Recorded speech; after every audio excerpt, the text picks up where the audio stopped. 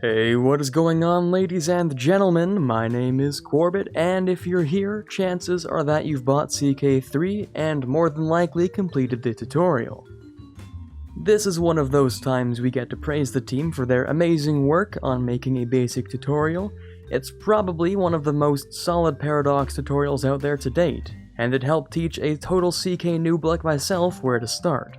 Assuming you've accomplished your ascendance off of Noob Island though, there are many things you probably have questions about. So here are 10 things the tutorial didn't tell you that you should know. Before we get started though, I'd like to welcome the CK fans to the channel since I haven't made CK content before. There's definitely a lot more to come, so don't forget to subscribe and get notified when it comes out.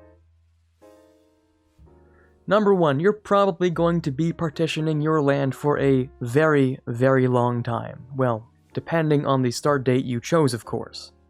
The innovation required for a majority of cultures to become single heir inheritance is called Heraldry, which can at minimum be unlocked at 1050.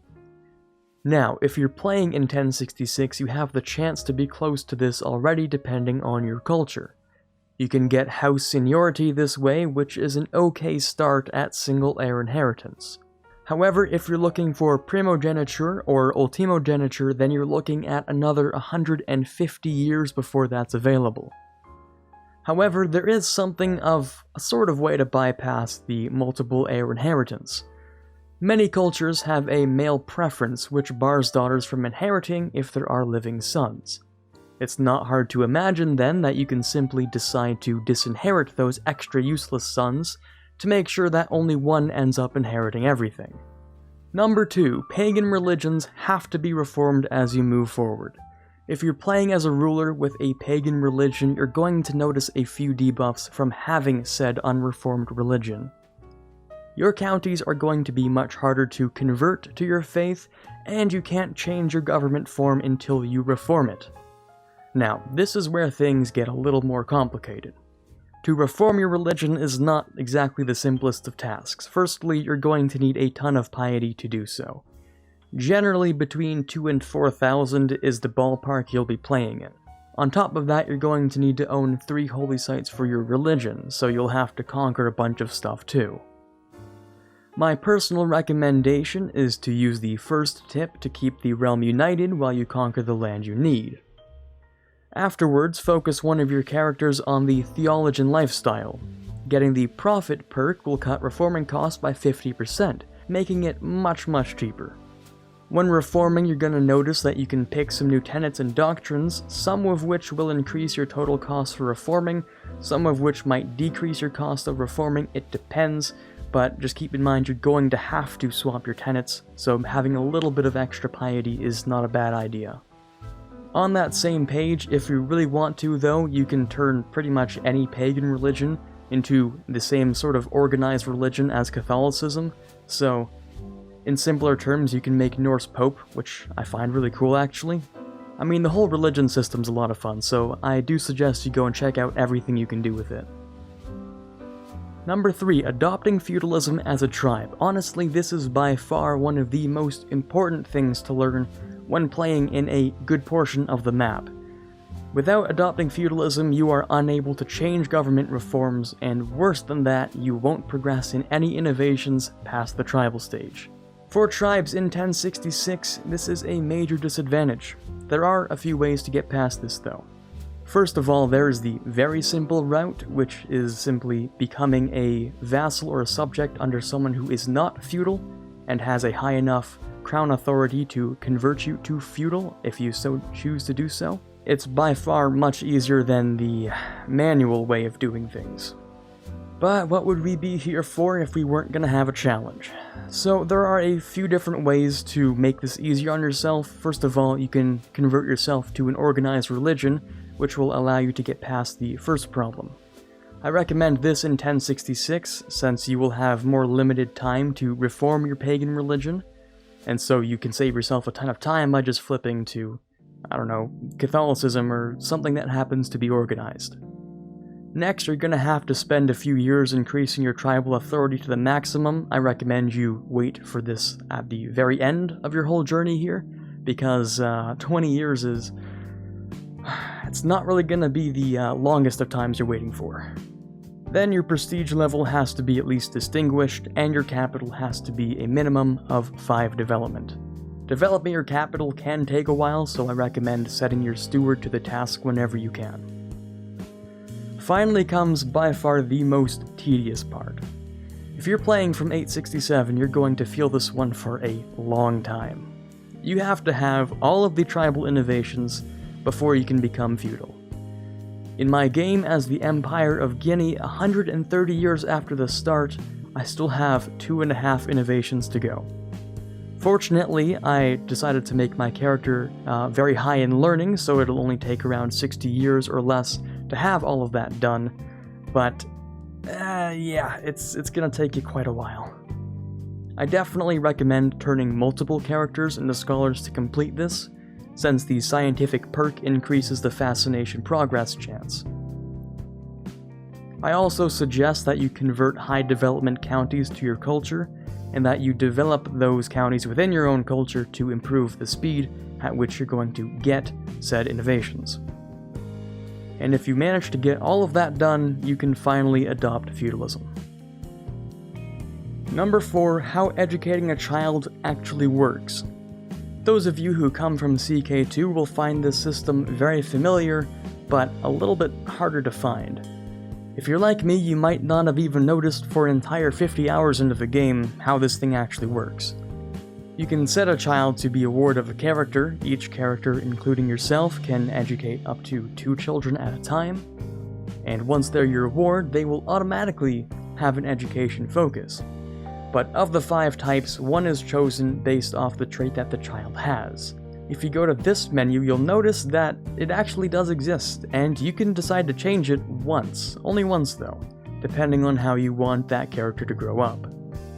Now, you've probably already noticed that certain characters have education bonuses for lifestyles when they're adults, and how much of a bonus you get is based off of how well the education of that child and their specific trait match up. Fortunately, the game makes this very easy to learn, so it's pretty hard to mess that up. Number 5, what are holy orders and why are they useful? Holy orders are kind of a type of mercenary in a sense. If you're at war against a faith that your religion considers as hostile or evil, you can hire an existing holy order for the cost of piety. You can also make your own holy order if you meet all the requirements, becoming its patron. Patrons of holy orders don't have to pay the cost of hiring them, so they're essentially free mercenaries for you. Holy orders also tend to have their own holdings, which grant them 200 levies and some tax, so large holy orders can be rather powerful.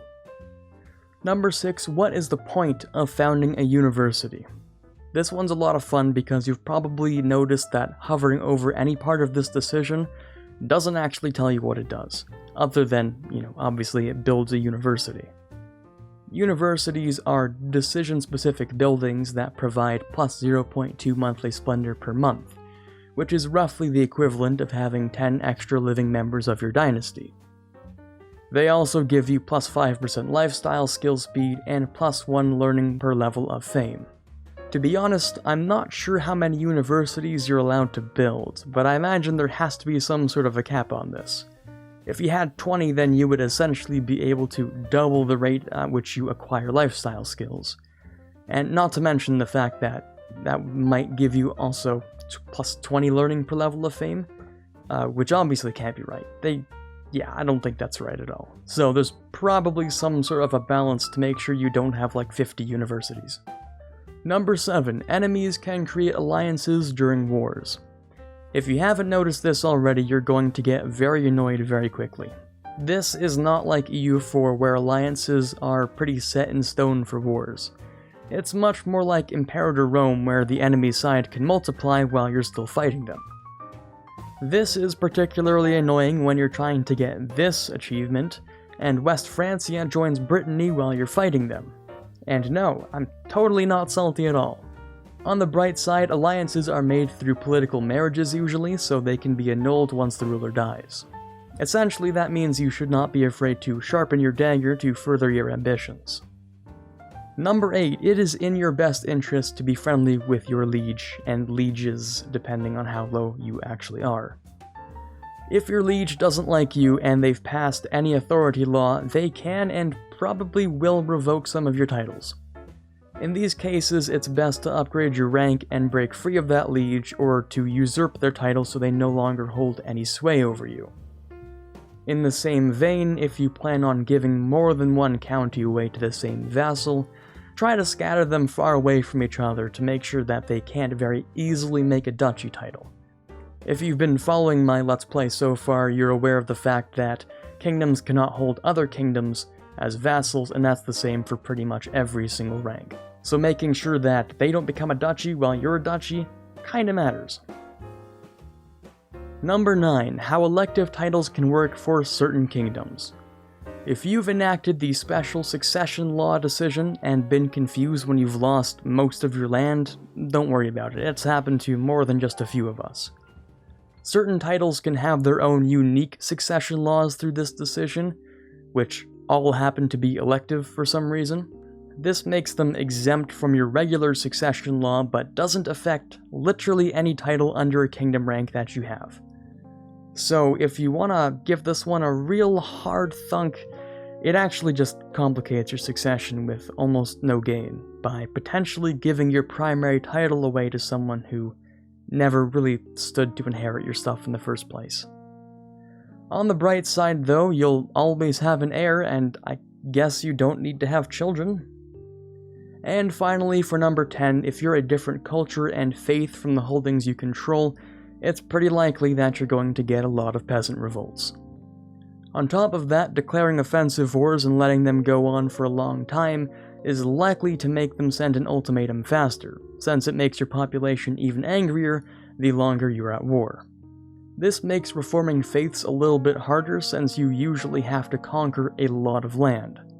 So it's often a good idea to convert to a local culture or a local religion if you haven't already, especially with the fact that unreformed religions take decades to convert counties to. On the other hand, you could try and assign vassals of the right religion to certain provinces, because at that point it stops being your problem. Hey there, thanks for watching. I appreciate you taking the time, and hopefully you learned something while you were here. If you liked any of the tips or found them useful, leaving a like would be really appreciated. That's all I have for today. This is Quarbit signing off, and as always, have a fantastic day. I'd like to give a shout out to all of the patrons for the month of September, especially those we have in the General tier: Justinian, Brennan Arcano, Torvald, and Farron. Those in the Prince tier: Natsuki, Rockbox 2020, and TFLJ Martis. Those in the King tier: Chewy Shoot and Quarbite. In the Elector tier, we have Drunk Binary, and the Mad Lad in the Conqueror of Worlds tier is The Watcher. Thank you so much for your continued support and pledges. It means a lot to me, and you're helping to move this channel forward more than you know.